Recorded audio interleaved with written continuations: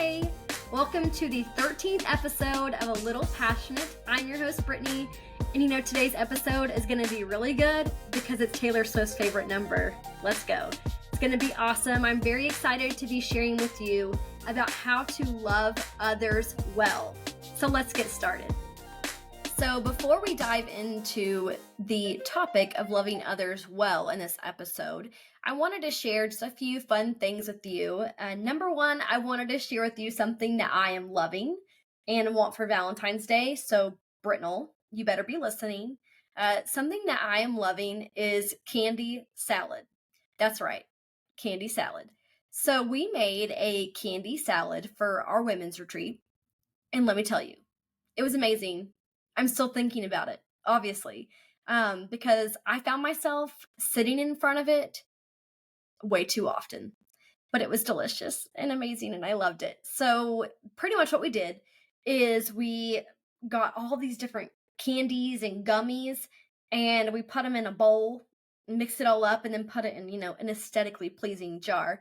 And everything was like Valentine's-y, like pinks, reds, because that went with like our theme. But we did nerd clusters, which I already love nerd clusters, any variety. But these ones for like Valentine's Day were so good. Jolly Ranchers jelly hearts, those were very good. Twizzlers hearts, they're okay. Sour Patch hearts, I loved those, but I love Sour Patch. Haribo sweet and sour hearts were also very good. And then we just added some other fun pink gummy hard candies, like conversation hearts. But this is my favorite. I found myself going to this way more than I went to chocolate. I loved it so much. It was delicious. So if you're on TikTok or if you do Instagram, I'm sure you may have seen candy salad. We watched a lot of videos, but I highly recommend just making you a candy salad and celebrating the holiday. In the last episode, I also shared with you what I had been reading. So I am currently reading 2 books right now. I am reading Looking for Lovely by Annie F. Downs. Great book. I highly recommend it. I love it because it just is very positive and uplifting, but it also has some fun challenges to go with the chapter that you're reading. And one of the challenges that we did was just taking the time to paint your nails. And it was really fun and very relaxing. And so I highly recommend it. It just really helps you to find joy and beauty in everyday things in everyday life. And so if you're needing something positive to read, I would recommend you read that book. The other book that I'm reading is the second book in my series that I started, The Inheritance Games. So it finally became available to me digitally. So I was very excited about that. I did not end up finishing my book that was about librarians. That one had to go back to my digital library because it was not entertaining enough. But I'm reading 2 really good books right now that I think you should read too, if you're a reader. And if you're not, you should be.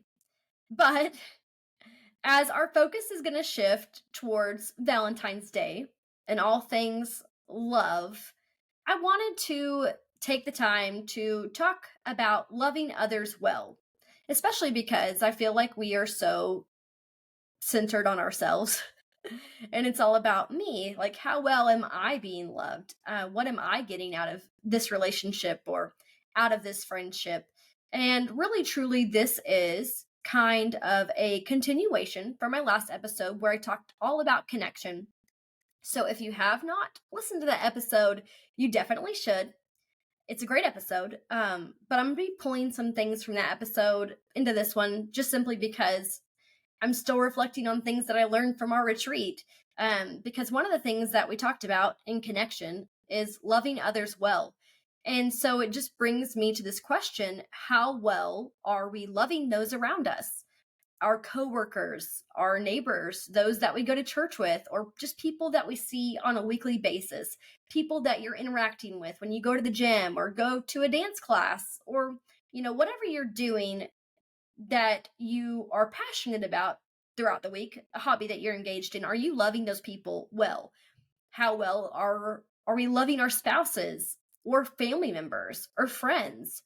How well are we just simply loving those that we are in community with? And one of the scriptures that really got me thinking that was brought up that weekend is found in John chapter 13. And I'm going to read verses 34 and 35 to you.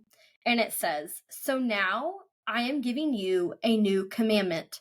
Love each other just as I have loved you. You should love each other. Your love for one another will prove to the world that you are my disciples."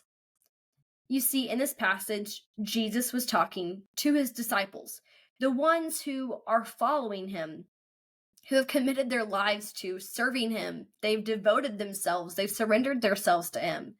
And he is saying that people will know that they are his disciples by their love for one another, not by the miracles that they perform, not in doing well, not in good works, but in how they love each other by their love, their demonstrative love. And when I look at this passage, it just is so like gut-wrenching to me, because it truly makes me question, how well am I loving those in my community? Those people that I see every Sunday, those people that I do life with, the people that I see, the people that I'm engaged with, how well am I actually loving them? Do I see them? Because in this passage, especially in verse 34, when it says, "Just as I have loved you, you should love each other." And this is Jesus talking. And so we know the depth of his love, and that his love is so sacrificial. And we're going to get more to that type of love later on. But his love is unending. His love is just honestly incomprehensible. And this is the kind of love like that we are supposed to exemplify. This is the love that we're supposed to demonstrate for one another. And it really truly makes me question, how well am I loving those I'm in community with? How well are we loving each other? Because the reality is this: if we can't love each other well, then how can we love people who aren't in our community well? Strangers, people who don't believe the same as we do. If I can't love somebody who believes the same way as me and who has things in common with me, then how am I supposed to love somebody well who has nothing in common with me or who doesn't agree with me on everything? So the question that I have is, well, when people from the outside are looking in, do they see us as people who are bickering or arguing amongst each other? And that is like a reality check, because oftentimes what I see is I see people in our community, in the Christian community, not only are they engaging in, these online, commentaries and feeling like they need to get a word in and make a point to everything that's happening in culture, but they're also bashing one another in the way that they live out their faith, in the way that they operate, the things that they do. And man, like that's just such a gut check. Do people see us speaking life or death to one another? Do they see us competing against each other or celebrating when somebody wins? And honestly, like I think that that's something that we really struggle with. I'm a very competitive person by nature. I had people tell me this weekend, like, I am not going to play games with you because I know how competitive you can be. But when it comes to life, when it comes to seeing somebody else succeed or helping cheer them on, like we can't be people who compete against each other. We have to be people who celebrate one another, who celebrate the wins in other people's life. That's what loving one another looks like. And if we can love each other well, then people are going to know who we are. They're going to know, hey, they really do truly follow Jesus because I see how they love their neighbor. I see how they go out of their way to help people in their community. I see how well they are loving each other every Sunday when they're gathering. I don't see them, whispering to one another about something that someone else has done. I don't see them acting frustrated when things don't go their way. And so if we want people to know this Jesus, if we want people to see his love, then we have to be his love and we have to demonstrate it. When we look at scripture, there are 4 different types of love that are represented. And honestly, I'm going to butcher the way that you say these words, but there's 4 Greek words that are in the Bible and they represent love. And the first one is eros. Again, forgive me if I'm saying all these wrong. And that is a romantic love. Agape, which is going to be the one that we're going to talk about primarily. And that is sacrificial love, like I mentioned earlier. It is the highest level of love and is the hardest to do. There's storge, I don't know. Forgive me. It's a familial love, like it's natural. This love is the love that you feel for your family, for your mom, for your dad, for your siblings. It just comes naturally. And then there's philia, I don't know. And it is a deep, meaningful friendship, just like David and Jonathan in scripture. Great example for that. But love is so important, and we see it mentioned 361 times in the Bible. And so as I look at these different types of love and what they represent, what they demonstrate, it brings me to this passage in 1 Corinthians chapter 13. This is a passage that is used very often, but again, I think it's a great reminder, especially as we are so focused on how we can love others well. This is the perfect example and just the model by which we should live. And it's found in verses 4-7. And it says this: love is patient and kind. Love is not jealous or boastful or proud or rude. It does not demand its own way. Ouch. It is not irritable. And it keeps no record of being wronged. It does not rejoice about injustice, but rejoices when the truth wins out. Love never gives up. It never loses faith, is always hopeful, and endures through every circumstance. This is the love that's hard to do. The love that is sacrificial, that's patient, that is kind, that's not jealous, that's not competitive, that's not boastful or proud or rude or frustrated or angry, and it keeps no record of being wronged. How many of us, in the back of our mind, when somebody has wronged us, we just have a storehouse of all the things that they have done so that whenever an argument comes up, we can just bring it out against them.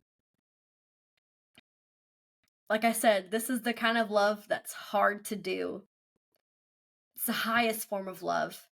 And this is how we're supposed to love. How we're supposed to love one another. Those people that we're in community with. And so as I look at this, I'm reminded of what was shared that weekend. Instead of just asking people, how are you? And we do it all the time. People that we see frequently, and it's just something that we're so used to. But as we're walking next to somebody, we may just for a quick second say, hey, how are you doing? But do we really want their answer? Are we prepared whenever they actually tell you the truth and they say, hey, actually, I'm not doing great? I don't know that we are, because we just don't have time for people like we should. Especially, I find those people that we love the most, they're often the people that get put on the back burner. And so instead of asking somebody, How are you? What if instead we ask, how can I serve you? Like, I see that you're stressed out. I see you have a lot on your plate. What can I do to lift some of those burdens off of you? Or how can I pray for you? I know that you're having a hard time. Or how about whenever you ask somebody how they are doing and they do tell you the truth, you respond in kindness and you don't just shrug them off and move on to the next thing that you have to do, but you take the time to listen, that you show up for people. Because it brings me back to the question, do people truly see us loving each other? And I'm talking here to the Christian community. Do people see us loving each other? You see, there was an exercise that we did this weekend at our retreat with our community, and I really loved it. And it because she brought out this passage that I had read in John 13, and she just talked about how sometimes we don't really see each other because we're just in a mode of just checking in and out of going to church and serving and doing the things that we do, that we neglect to truly like connect, to love each other, to see each other. And one of the things that she had us do is we each had a notebook and we wrote our name on the top of the paper and we would pass the notebook around until it got to every single person. And when somebody would get your notebook, they would write attributes about you or things that they saw in you, characteristics, things that they loved about you. And it was just such a beautiful and encouraging exercise because honestly, sometimes there's things that we neglect to see in ourselves because we have like a filter on. We're blind to seeing the good things about ourselves, I think sometimes. But when other people can see it, it truly helps you get a grasp on who you are, on who God made you to be, because somebody else is calling out the good in you. And this truly, like, not only was it a beautiful way of connecting with each other, but also a beautiful way of celebrating one another and the way that God has created us, and that we were just calling out the good and we were celebrating who each of us are and the things that we all have to bring to the table. And so I just thought that was such a neat way of truly like seeing people and loving each other. Because a lot of times what happens, especially, in church, and I talk a lot about that because that's just my experience. I'm in ministry, and so I see this a lot, and I'm guilty of it too.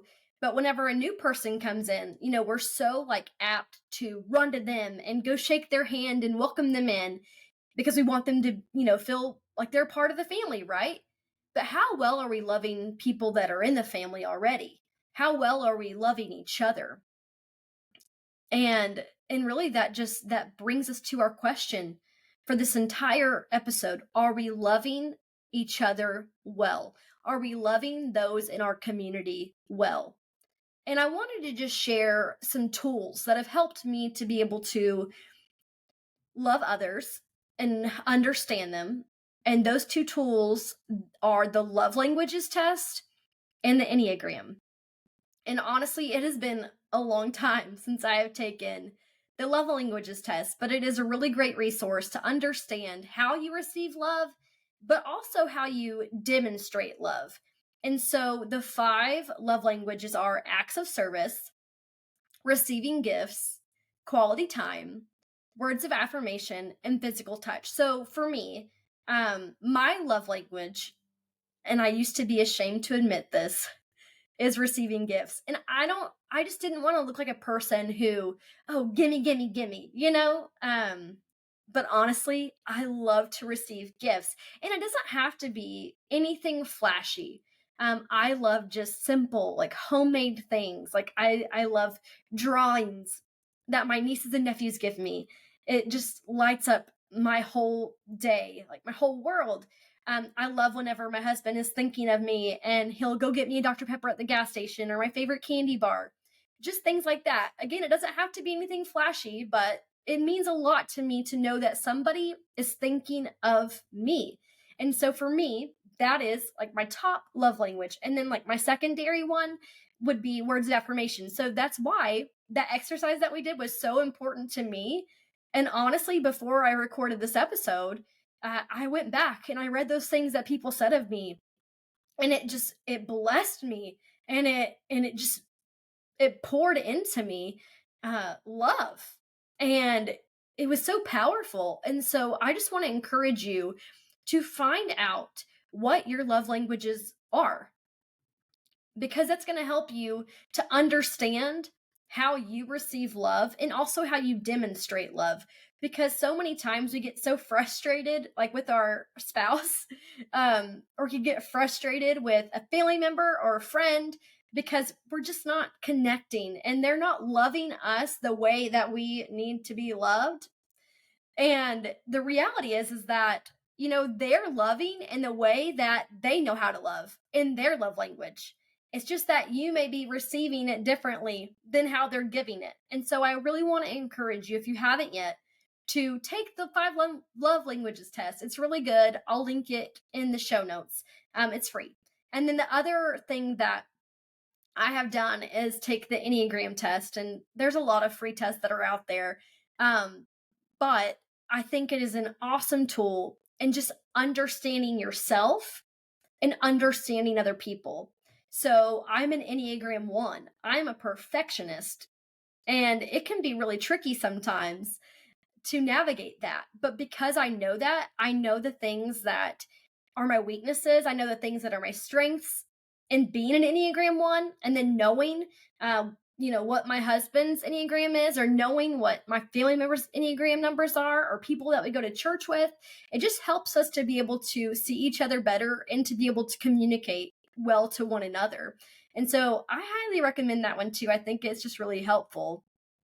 But there's so many things that we can do to better ourselves. There's so many resources that are out there that can help us to be able to love others well. And one of the things that it talks about in that 5 love languages book, they talk about filling your love tank. And as I was thinking about this episode, and honestly, I could not sleep, the thought came to me about how there are times where we're running on empty and our tank needs to be filled. So, it's difficult to love others when you're running on empty, because we can't pour from an empty cup.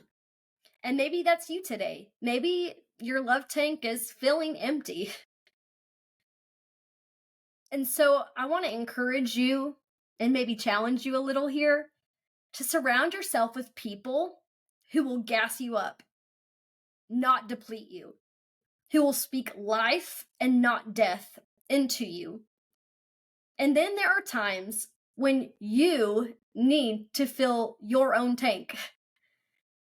And I think this is where we get it wrong, because we have the expectation, well, my love tank is empty because my spouse isn't loving me good enough or well enough. Obviously, your spouse should love you and understand how to love you. And maybe some of these tools that I've shared with you can help. But on the other hand, what are you doing for yourself? Are you making time to care for yourself? Because when you make time to care for yourself, you can better care for those around you. You're not going to be running on empty when you're full. And so I just want to encourage you, as we go into this Valentine's season, this month that is full of love, let's ask ourselves, how can I intentionally demonstrate love to those in my community? How can I love my family well? How can I love those people that I work with well? How can I just show up for somebody? And that can simply be by sending an encouraging text or making a phone call to check in, giving food to a neighbor or to someone in your community that could just use a pick-me-up, whether it's just bringing them a coffee or, a yummy dessert, whatever the case may be. Love is a verb. It's an action. It isn't just simply words that we say, but it is in how we live our lives. And like I mentioned earlier, the world will know that we are Christ followers by how well we love one another. And so that's my challenge and my encouragement to you this week is to love others well.